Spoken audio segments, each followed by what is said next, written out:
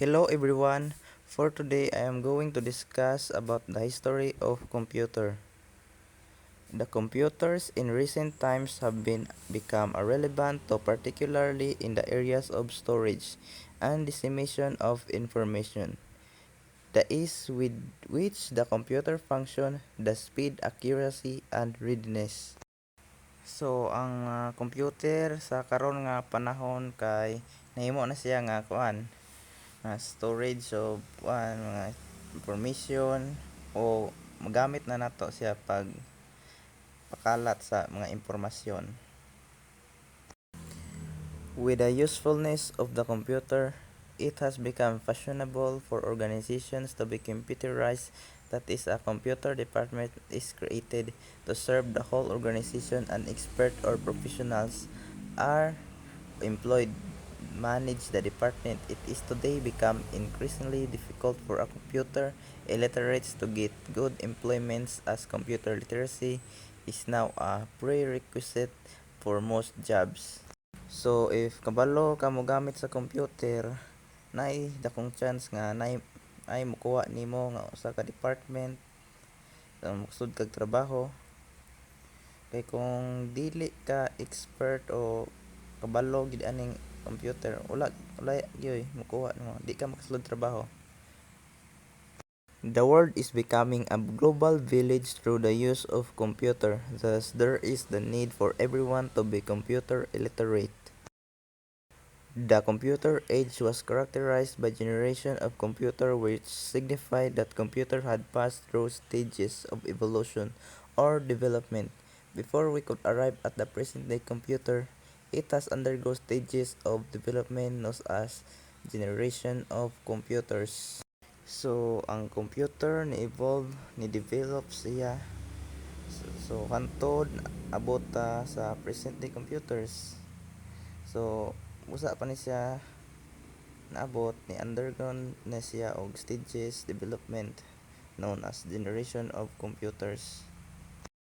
What is computer? So computer, it is an electronic device used to store, retrieve, and manipulate data. So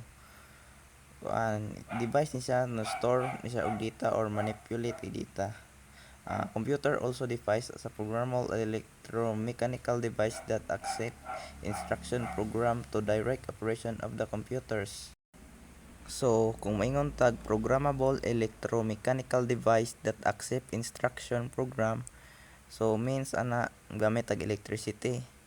So, dili ni siya mudagan ang computer kung walay mag-operate. So, dapat na mag-operate sa computers para mudagan. So, mao ni ang pasabot sa computers. Examples: store, to put data somewhere for safe keeping.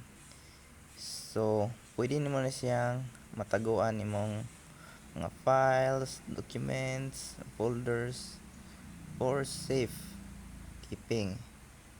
So, ikaduha, retrieve, to get and bring the data back. So, examples na kay na wala mga data, pwede rin mo siya ma-retrieve, balik mo na siya kung hindi mo siyang nasave sa mga Google Drive, example na. Then process, to calculate, compare, arrange. So di na ka magproblema kay automatic na siya, mo arrange na siya, in order na siya kunara kay pisliton. Historical background of computer. The history of computer dates back to the period of scientific revolution.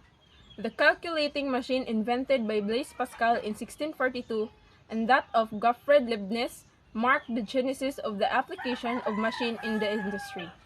The progress of the period in 1760 to 1830, which was the period of the Industrial Revolution.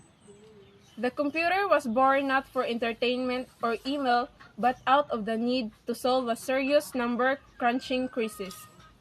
The government sought a faster way to get the job done, giving rise to punch card-based computer that took up the entire rooms. Today, we carry more computing power on our smartphones that was able in these early models. The following are historical events of computer. 1623, Wilhelm Squidward designed and construct the first working mechanical calculator. In 1673, Gottfried Leibniz demonstrated a digital mechanical calculator called the step reckoner. In 1801, in France, José-Marie Jacquard invents a loom that will sponge wooden cards to automatically weave fabric design. In 1820, Thomas de Colmar launched the mechanical calculator industry when he released his simplified arithmometer, which was the first calculating machine. In 1822, English mathematician Charles Babbage, the father of the computer, convinced of the stream-driven calculating machine that would be able to compute tables of numbers. In 1843, during the translation of a French article on the analytical engine, Ada Lovelace wrote in one of the many notes she included an algorithm to compute the Bernoulli numbers. In 1885, Hermann Hollerith invented the tabulator, which he used to punch cards to process statistical information. In 1890, Hermann Hollerith designed a punch card system to calculate in 1880 census. 1936, Alan Turing presented the notion of a universal machine, later called the Turing machine, capable of computing anything that is computable. In 1937, G.V. Atanasov, a professor of physics and mathematics at Iowa State University, attempts to build the first computer without gears, cams, belts, or shafts. In 1937, 100 years after Babbage's impossible dream, Howard Aiken convinced IBM, which was making all kinds of punch card equipments and was also in the calculator business. In 1939, Hewlett-Packard is founded by David Packard and Bill Hill Hewlett in a Palo Alto, California garage, according to the Computer History Museum. In 1941, Atanasov and his graduate student, Clifford Berry, designed a computer that can solve 29 equations simultaneously. In 1971, Alan Shugart led the team of IBM engineers who invented the floppy disk, allowing data to be shared among computers. In 1973, Robert Metcalfe, a member of a research staff of Xerox, develops Ethernet for connecting multiple computers in the other hardware. In 1974 to 1977, a number of a personal computer hit the market, including Selby and Mark 8 Altair. In 1975, the January issue of Popular Electronic magazine features the Altair in 1880.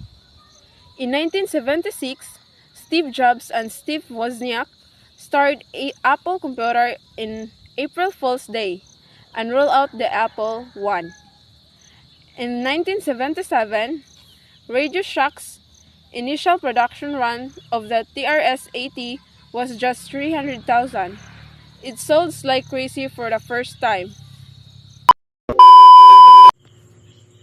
My topic is the fourth generation of computers, or the PC, dated 1975 to the current.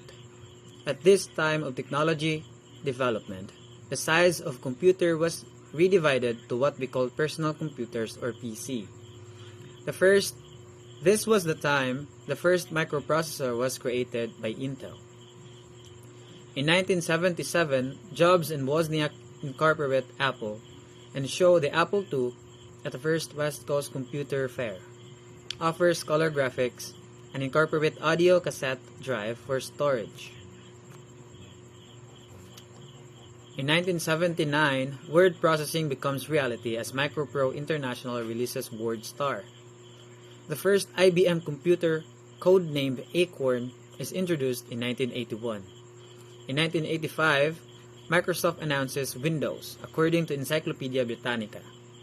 In 1986, Compaq brings the Desktop Pro 386 to market. Its 32-bit architecture provides a speed comparable to mainframes. In 1993, the Pentium microprocessor advances the use of graphics and music on PCs. In 1994, PCs become gaming machines. 2001, Apple unveils the Mac OS X operating system, provides protected memory. 2003, the first 64-bit processor, AMD Athlon 64, becomes available to the market. In 2006, Apple introduces MacBook Pro. In 2011, Google releases the Chromebook, a laptop that runs Google Chrome OS. And in 2016, the first reprogrammable quantum computer was created.